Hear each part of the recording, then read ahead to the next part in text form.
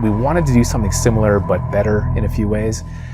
And we knew there was another challenge out there, which is, what if we could create our own universe for this and not play in someone else's as much as we love Star Wars?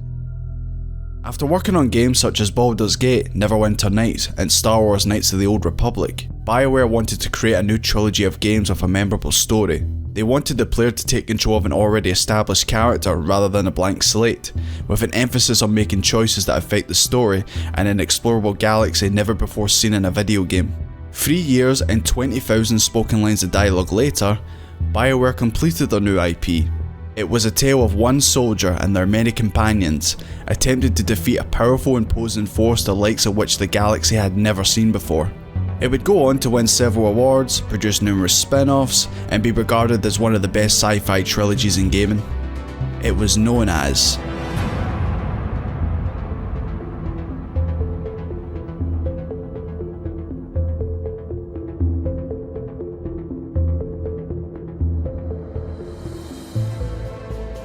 released in 2007 for the Xbox 360 and eventually released for the PC and PlayStation 3.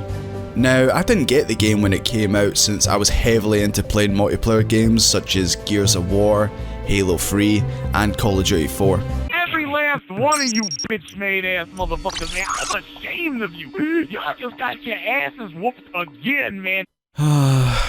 Such simpler times. This is actually the first time I'm doing a video like this, so any constructive criticism is greatly appreciated. With that said, let's check out Mass Effect 1. Is it as good as I remember? Or has it aged worse than Mickey Rourke? Let's find out. Full digital nudity. Imagine. And the ability for the players to engage in graphic sex, and the person who's playing the game gets to decide exactly what's going to happen between the two people, if you know what I mean. I still can't believe the news thought this game was just a space porn game. Well, you uncultured news people, Mass Effect 1 is way more than just a space porn game, I'll have you know. Mass Effect 1 is set in the year 2183, where humanity has encountered alien life and is now living and working amongst them. You play as Commander Shepard, Alliance soldier, dancer, and the galaxy's greatest lover. Report to the ship as soon as possible. We're bang, okay? As Commander Shepard, you'll lead your squad on an action-based space adventure to stop the traitorous Saren Arterius from wiping out all life in the galaxy, and maybe uncover something much, much worse. When you first start the game, you'll get to create your own version of Shepard. You get to choose if they're male or female. You can then set a background profile for them. This affects how characters speak to you, and unique side missions are available depending on your choice. Well, what about Shepard? Earthborn, but no record of his family. Doesn't have one. He was raised on the streets, learned to look out for himself. You then get to choose what class you want to be. Do you want to be the no-nonsense guns of my life soldier? The master of sabotaging your enemy, the engineer? Or do you just want to make the game easy mode and throw all your enemies around like a child playing with toys? If you said yes, you'll want to be a biotic class such as the Adept. You can also change your Shepard's appearance. You can keep the default look if you want, or you can make an abomination. Yeah, the character creator in this game is pretty shit. The game takes influences from BioWare's past games such as KOTOR's light and dark side morality system, the character progression, and the dialogue system featured in all their major games. But what BioWare does differently compared to the games from the past is it makes the experience more cinematic. There's a lot more cutscenes compared to their past games, and everything is set up in a way to give that cinematic feel, particularly during conversations. I played through the game 3 times for this video. One playthrough is where I choose whatever options I want, one Renegade only, and one Paragon only. The story in this game is pretty beefy, so I'll do my best to summarise it without missing too much information. The game starts off with the Normandy travelling to the planet Eden Prime to recover a beacon created by an extinct alien race known as the Protheans. On board is a Turian named Nihilus, who is part of a group known as the Spectres, elite agents whose goal is to maintain galactic stability at any cost. 1500 is good. Your captain will be pleased. I hate that guy. Before they land, they receive a distress message that Eden Prime is under attack from an unknown force. Shepard, alongside Caden and Richard I'm Totally Know About to Die Jenkins, set out onto the planet to recover the beacon and help the colonists. Not even 2 minutes onto the planet this happens. I'm itching for some real action. They meet up with Ashley, and Nihilus has a nice chat with Saren. The team sees Saren's starship flying away, and then they find Nihilus's body. Commander, it's Nihilus. Fortunately, a dock worker's seen Saren kill Nihilus, and he tells you where to find the beacon. Saren finds and activates it before the gang catch up. They secure the beacon, but it is then activated and causes Shepard to see visions before self-destructing and knocking them out cold. No, don't touch it! It's too dangerous!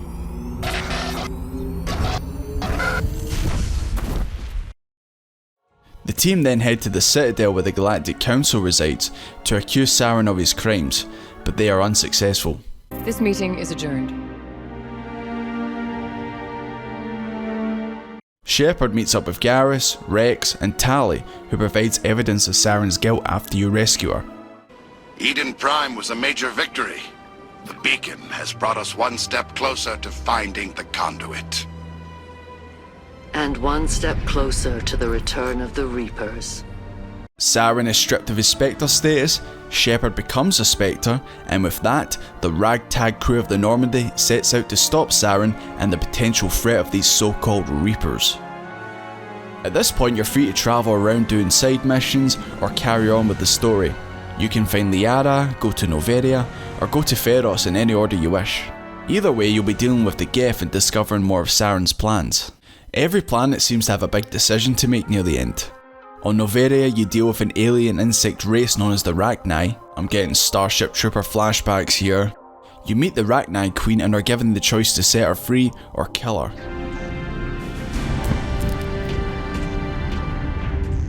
On Feros, you discover a life form known as the Thorian is living underneath a human colony, and it has brainwashed the colonists to do its bidding. That is disturbing. We are going to need bigger guns. You'll eventually need to kill the Thorian, and you'll need to deal with the colonists protecting it. You can either knock the colonists unconscious, or use other means.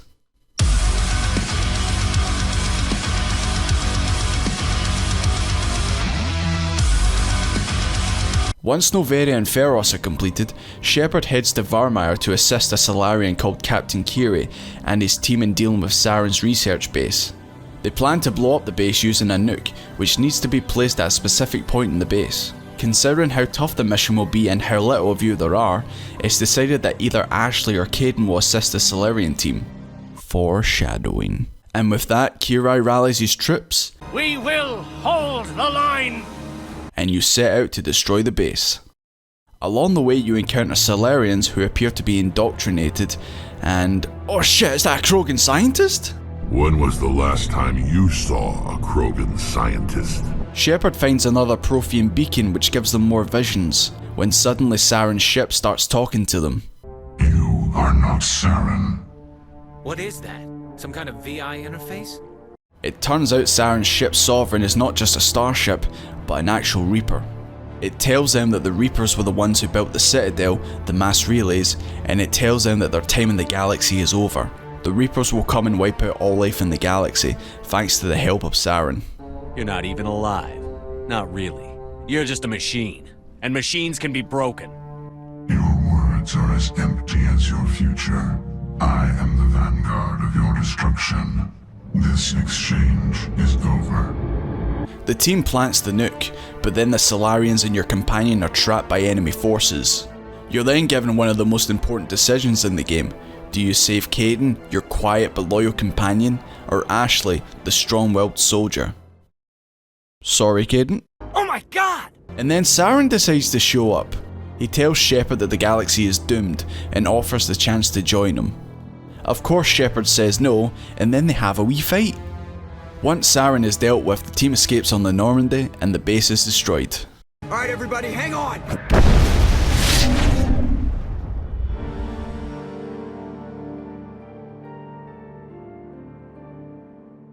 The team is devastated with the loss of their companion, but there's no time to mourn.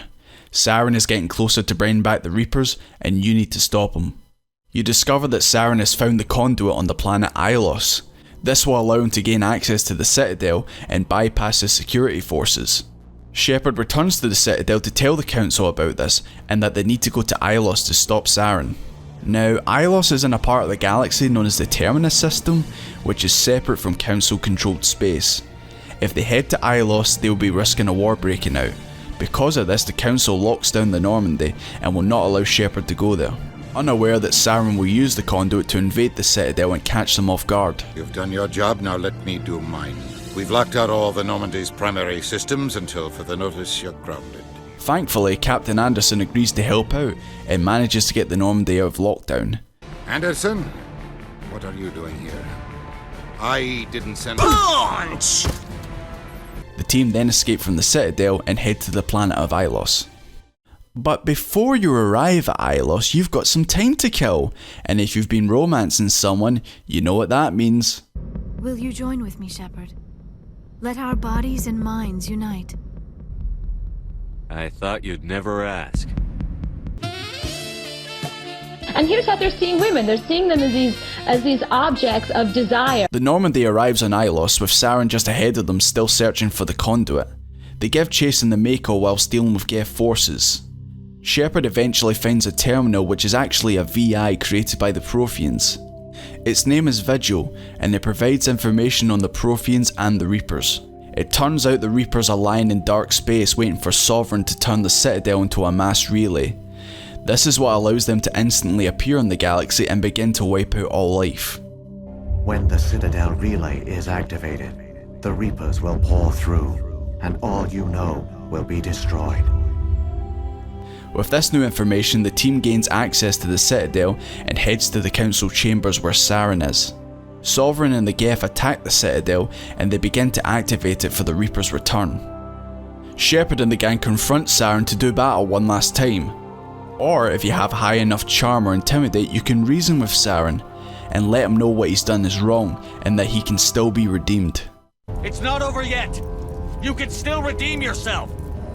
Goodbye, Shepard. Thank you.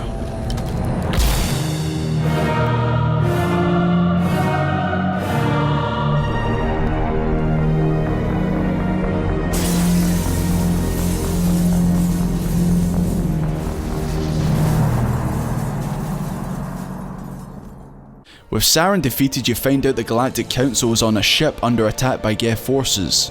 You then decide to either save the Council or let them die and concentrate on destroying Sovereign. Whatever your choice is, Saren comes back for round number 2.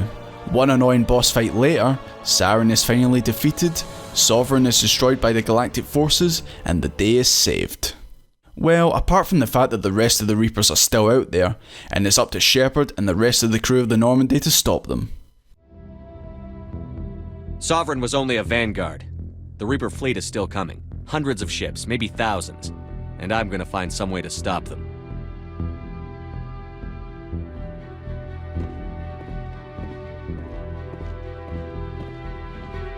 Shepard's right.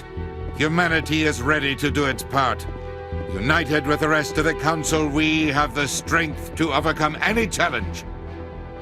When the Reapers come, we must stand side by side. We must fight against them as one. Together, we will drive them back into dark space.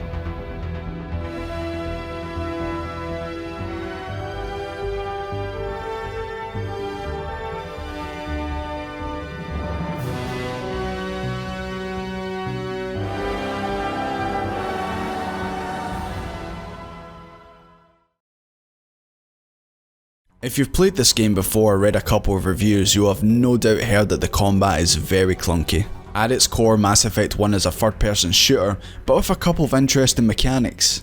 The shooting itself is very simplistic. The longer you fire, the larger your reticle will become. It's not just simply a case of shooting an enemy until their health bar goes to 0. They may have shields active, which means you'll need to use abilities to destroy them before you can finish them off. You could also use biotic powers to lift or throw enemies around the environment, which leaves them defenseless. This is actually one of the easiest ways to kill tougher enemies in the game, but the same could easily happen to you.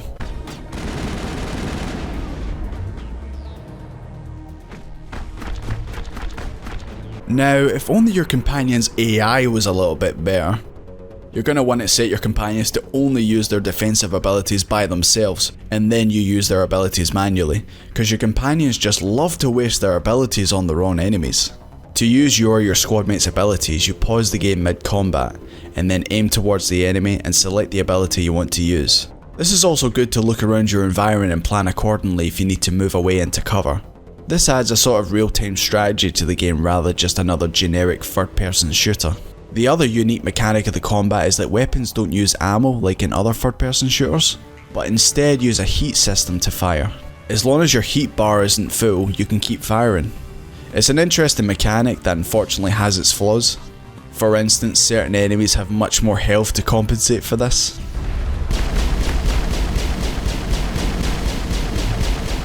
There's also a cover-based mechanic during combat. If you have your gun out and move beside a flat surface, you'll automatically get into that cover. This system is really clunky for a couple of reasons. You may accidentally walk too close to cover and automatically get stuck on it even though you didn't want to. There's also times where you get stuck onto a lower piece of cover and you won't crouch automatically, and as a result you'll just be sticking out of cover getting shot. The best way to play the game is just simply to sidestep around corners and take shots at your enemies, rather than relying on the awkward cover mechanic.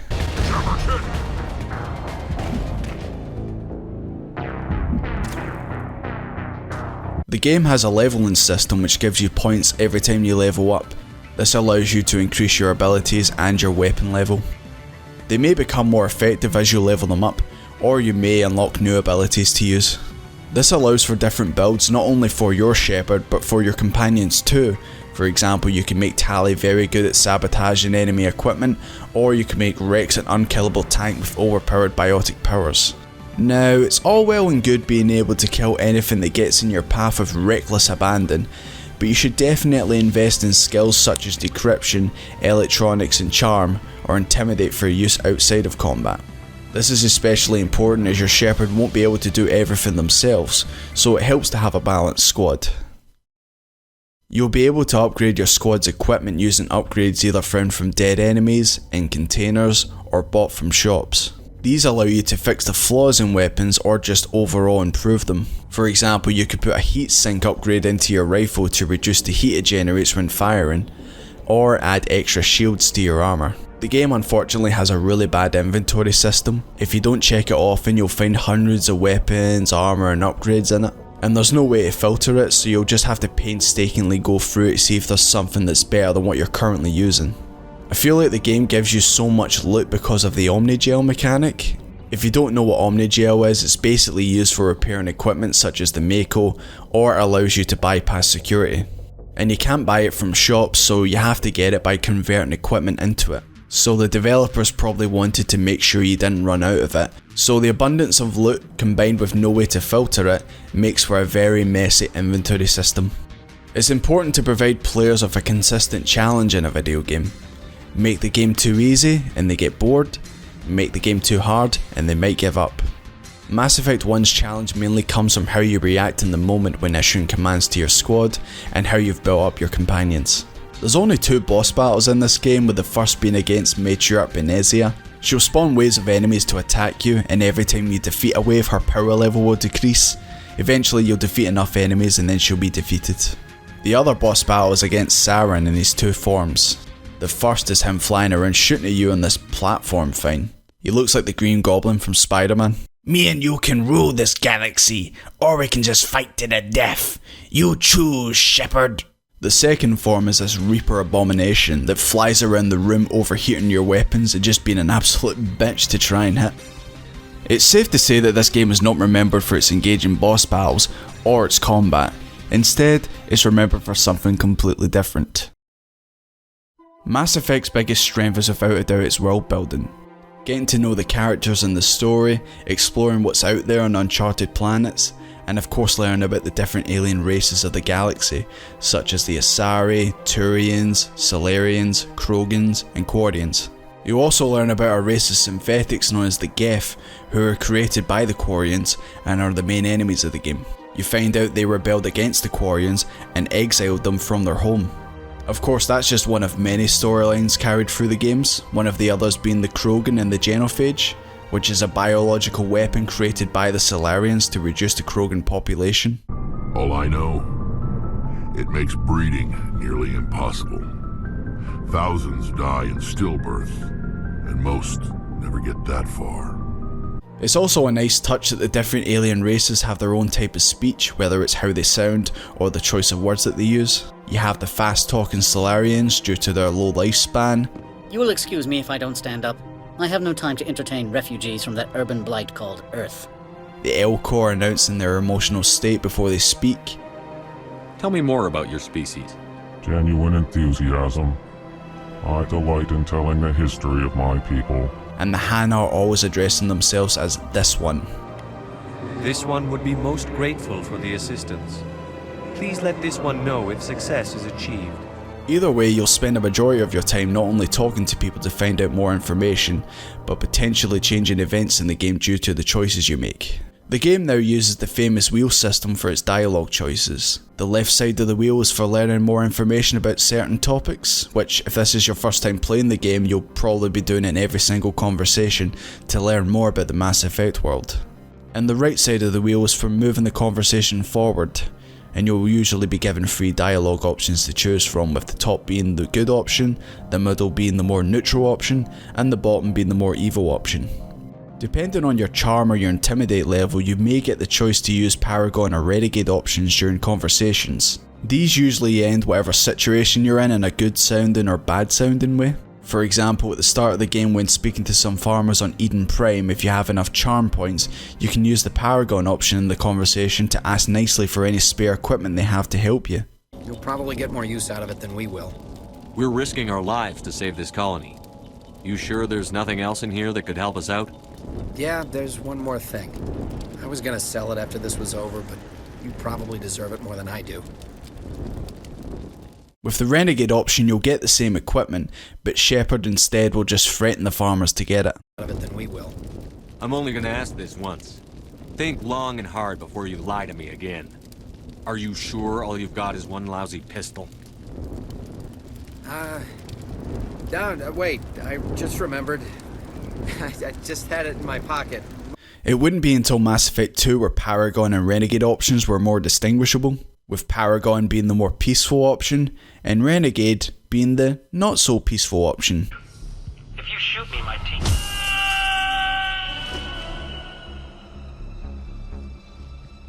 How about goodbye? You can also get more rewards, depending on the choices you make during a conversation, if you know what I mean. Thanks, I guess. Speaking of choices, some of them have become not only iconic in the series, but in video games in general. For example, every time I play the game, regardless whether I'm playing as a Paragon or Renegade Shepard, I always choose this option. I've had enough of your snide insinuations.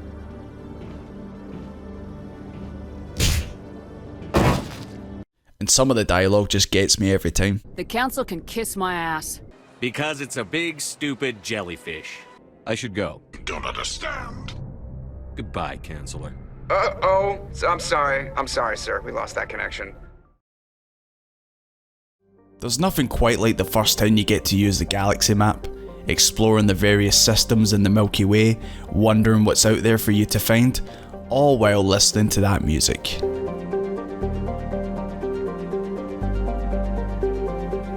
Well, it would be nice if you didn't get messaged every 2 seconds. Thank you for dealing with the hostage situation. This is Admiral Shepard.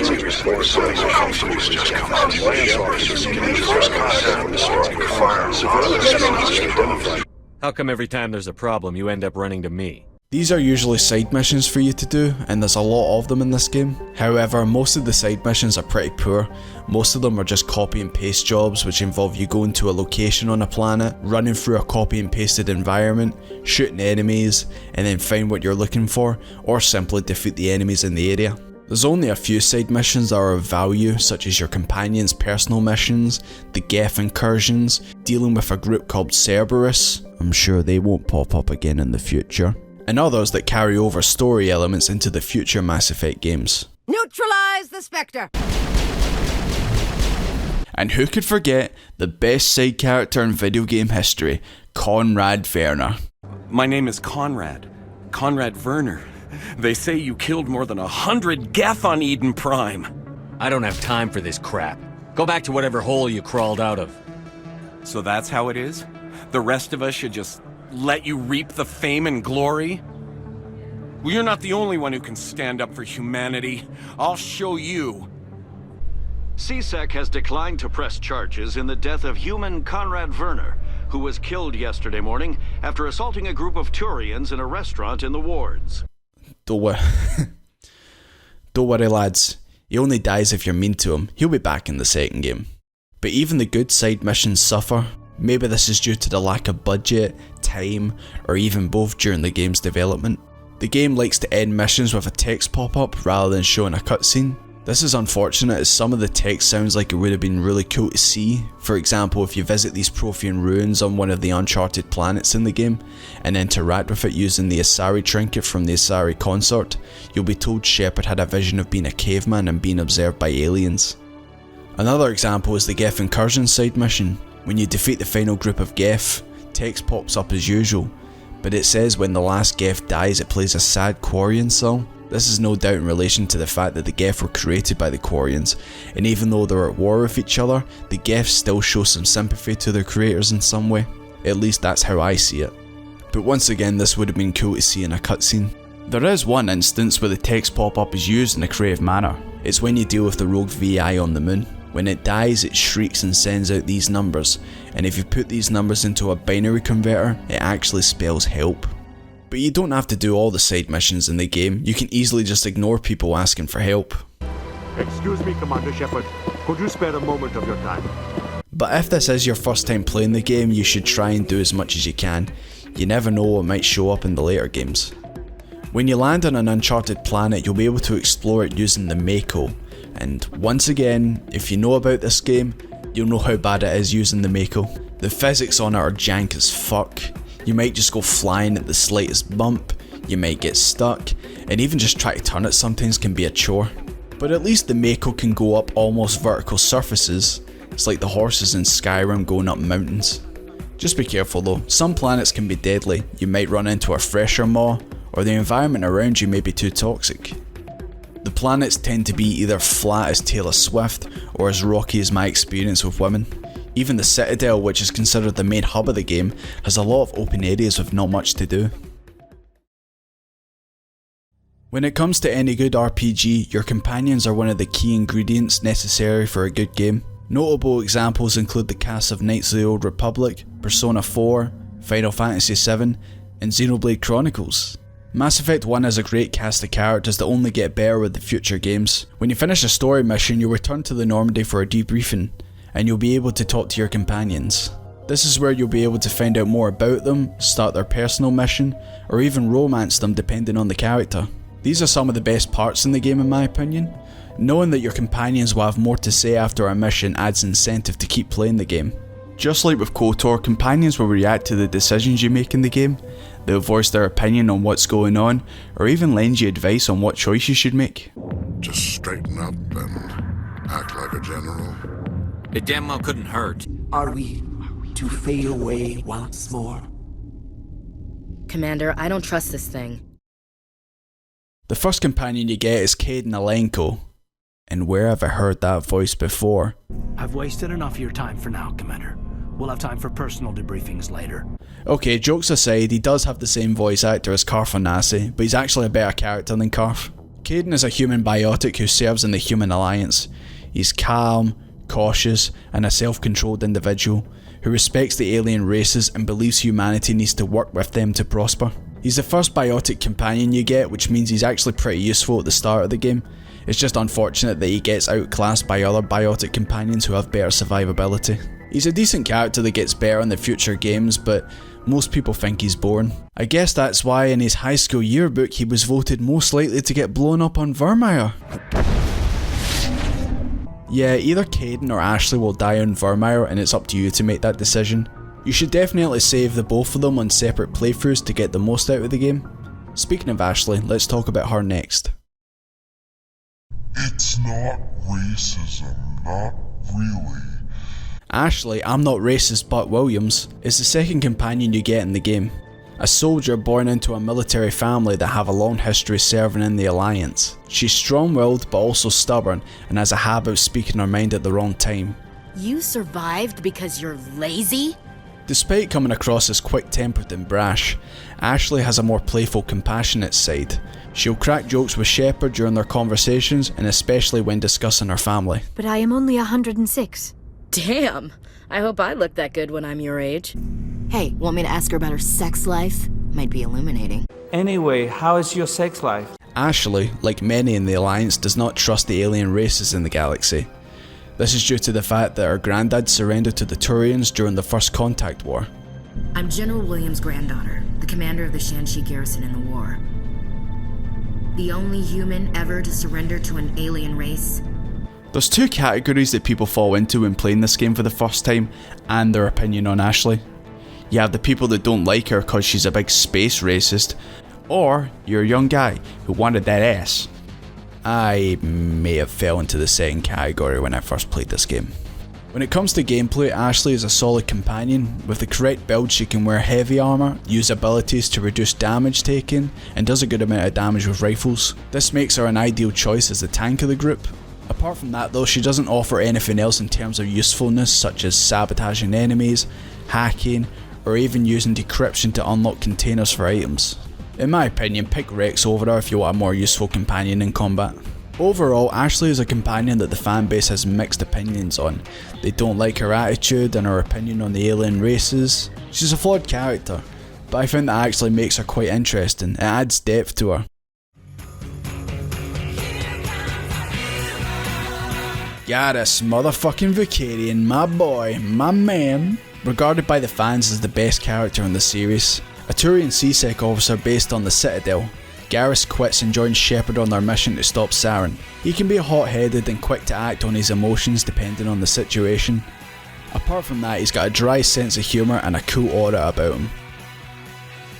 And that's where the positives end for Garrus in this game, unfortunately.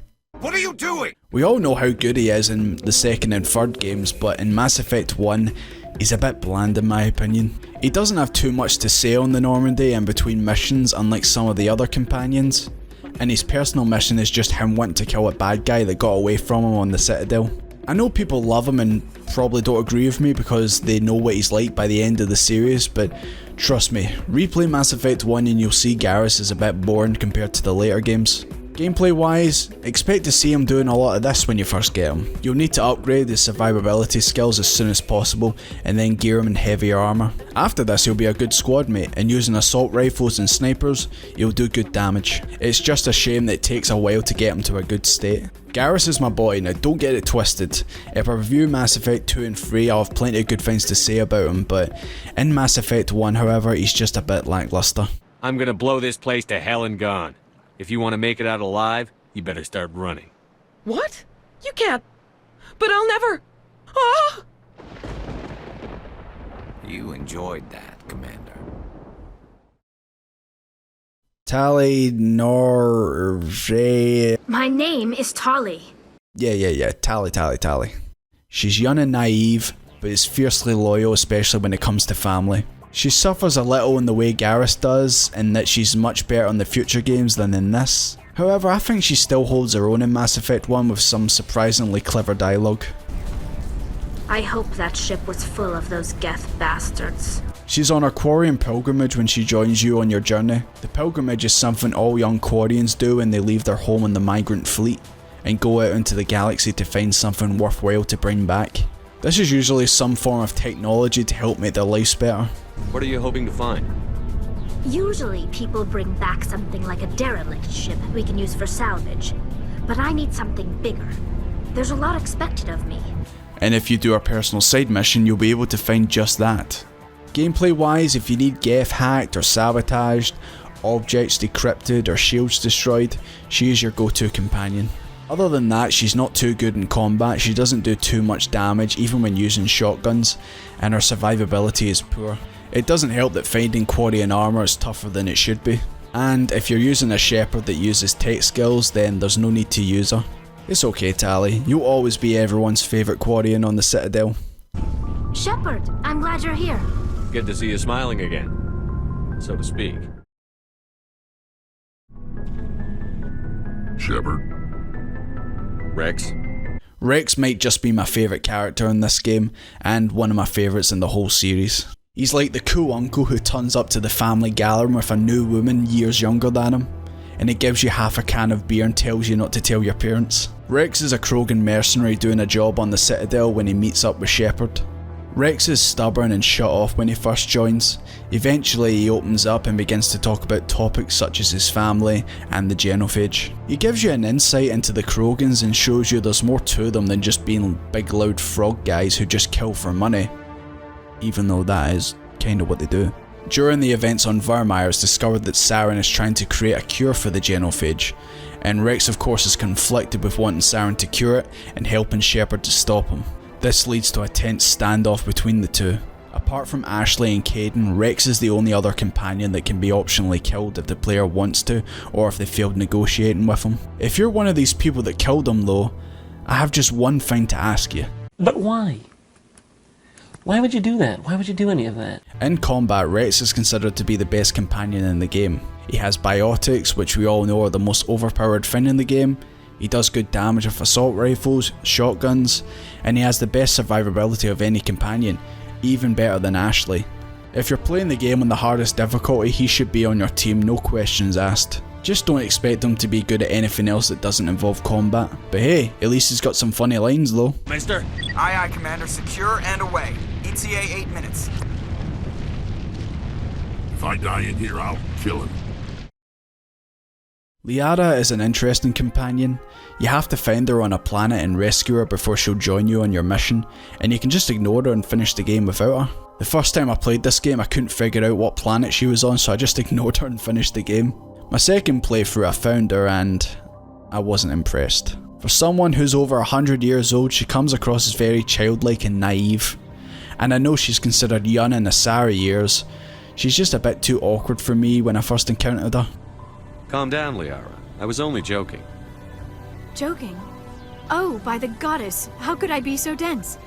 Now, I'm a bit older, maybe not wiser, but I can appreciate Liara now compared to back then. It might be because of how she grows as a character in the series, but now when I play Mass Effect 1, I always romance her as a male and as a female. In terms of combat, she's the best biotic companion by a mile, and she even has some tech abilities to destroy enemy shields. Her downsides is that she doesn't do much damage with guns and she's pretty easy to kill, but her positives greatly outweigh her negatives. A great squad mate who only gets better in the future. He might not be a companion you can use for combat, but he's still a vital member of the team. Jeff Moreau, better known as Joker, is the Normandy's pilot. Considered the best in the Alliance by not only himself, but by many within the Alliance. He's earned numerous commendations for his skills, which he also likes to point out. He suffers from a disease called Vrolic syndrome, which causes the bones in his legs to easily break. This makes walking nearly impossible without the use of crutches. All those commendations in my file, I earned every single one. Those weren't given to me as charity for my disease. As his name suggests, he likes to crack jokes and be sarcastic whenever possible. Too close, Commander. 10 more seconds we would have been swimming in molten sulfur. The Normandy isn't equipped to land in exploding volcanoes. They tend to fry our sensors and melt our hull. Just for future reference. Even though he may be arrogant at times, he's got good reason to be. Hard on my flank! We're going in!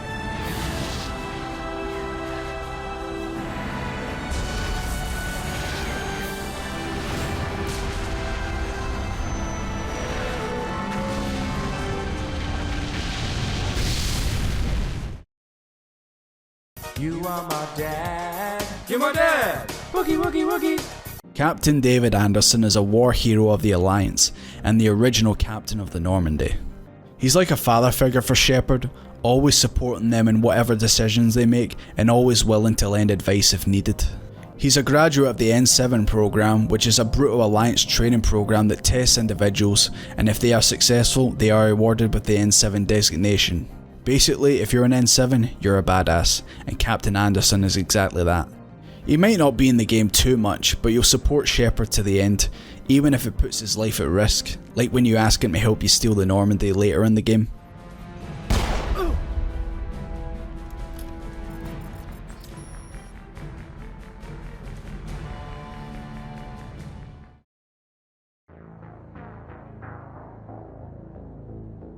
The main villain of the game, Saren, is intelligent, cunning, and completely ruthless. He's the kind of guy who'll happily sacrifice innocent lives to complete his mission, and he despises humanity and wants them nowhere near the Council or other positions of power. Your species needs to learn its place, Shepard. You're not ready to join the Council. You're not even ready to join the Spectres. At first he seems like a generic madman who plans on wiping out the galaxy with the help of the ancient machines known as the Reapers. But during the events of the story, all is not what it seems with Saren. You discover that maybe he didn't want to help the Reapers, but he knew that there was no other option. And just maybe for once he was actually trying to save lives instead of having no concerns for casualties. I'm not doing this for myself. Don't you see? Sovereign will succeed. It is inevitable. My way is the only way any of us will survive. Saren ends up being a more complex character than first expected, and an enjoyable villain to go up against. Goodbye, Shepard. Thank you. Mass Effect 1 has 2 pieces of downloadable content. The first release was Bring Down the Sky, which was released a few months after the game's release. In this DLC, an alien race known as the Batarians have taken control of an asteroid and are sending it into a human colony. It's up to Shepard and the gang to stop them and save the humans being held captive. Batarians. This DLC took a lot of criticism of the game and fixed them for the most part. For example, exploring the asteroid in the Mako is a lot more manageable due to its environment being more flat with smoother hills, rather than some of the monstrosities on certain other planets in the game. There's even a unique section where you have to navigate a minefield to turn off one of the engines. Just don't try and cheese it with the Mako. It's recommended you play this DLC as it carries over to the future games in the series, and overall it's a fun but short experience. The second DLC was called Pinnacle Station. It was released almost a year after the game came out. And it's shit. It's literally a combat simulator where you attempt to get the high scores on each challenge, just to annoy this Turian. They use pre-existing environments for the game, such as the beach on Vermeer and the mines that Liara was trapped in. The worst part about it is they charged 400 Microsoft points at the time, when it really should just have been free considering how low effort it is. The only good thing about it is you get this nice apartment for Shepard when you beat every challenge, and it has this terminal where you can play some gacha for some of the best equipment in the game. So that's the DLC available for Mass Effect 1. Definitely play Bring Down the Sky, and if you really have nothing else to do, then I guess you could play Pinnacle Station. But in my opinion, it's not worth it. Mass Effect 1 is a game with an amazing world to explore, characters to interact with, and it leaves us questioning the decisions we made along the way. Is it a perfect game? No. I think it's safe to say it's not. The combat is clunky and lacking when it comes to strategy, especially compared to the other games in the series. The exploration is either a chore or boring with the bad Mako controls, and the inventory system is a mess. But that's pretty much all of the negatives. It's a game with great characters, great dialogue, one of the deepest universes in any game. It's also got great replay value with the choices of playing as either a male or female, Paragon or Renegade, different classes to use, and even using a different combination of companions during gameplay that you might have not used in your previous playthroughs. Mass Effect 1 is not the best in this series, at least not in my opinion, but it laid the groundwork to an amazing trilogy of games and is an absolute must play. And then BioWare made Sonic Chronicles on the Nintendo DS.